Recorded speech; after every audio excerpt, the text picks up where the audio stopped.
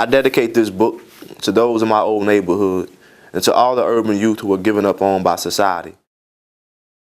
My name is Chris James. I'm a spoken word poet, an author, playwright, and educator. It's important that we erase the stigma that has been forced onto our urban youth. Statistics say that only 20% of people in urban communities will succeed, and that lined out to kind of be right. You know, out of the 3 African American males in my home, I was the only one who got past and made it per se from the environment that we grew up in.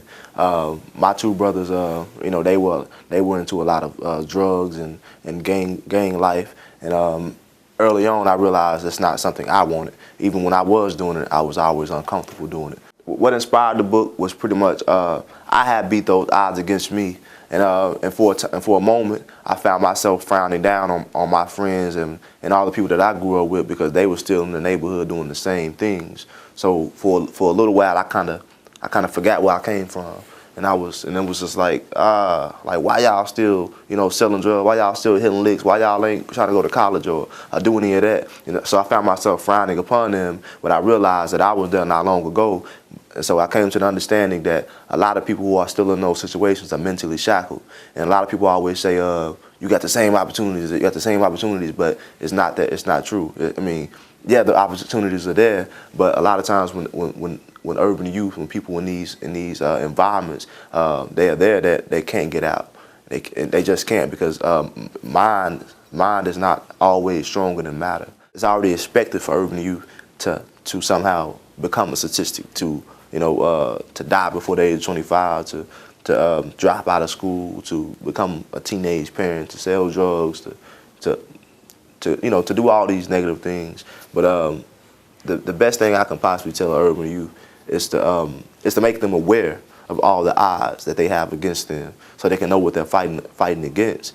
If the teachers and the educational system gets the understanding of the environments of the youth, they can then begin to understand the students and their mind states and why they think and behave the way that they do. Until the lion gets its own storyteller, the hunter will always have the best side of the story. And those lions that I'm speaking of are the youth. A lot of these urban youth don't have those voices. They don't have anyone speaking on their behalf. So often when they say stuff, it's just, it doesn't matter. But what everyone else says about our urban youth, that's what we as society take in and we believe. If you don't understand, or if you're not able to relate to a person that you're in a relationship with, it's going to be an automatic disconnect, because you're assuming things about these people, and it's already bad.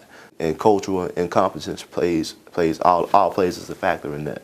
So I chose to write this book because I wanted to be that voice for those urban youth, so people can can hear their voices and hear their perspectives of their reality, because it's not heard enough.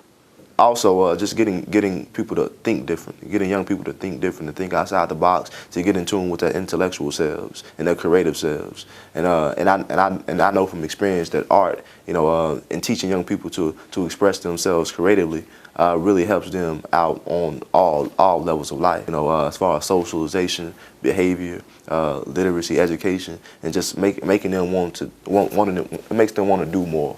Because because once they do get involved in creative expression and creative things, they begin to love themselves a little bit more, and they begin to love life and appreciate life a lot more.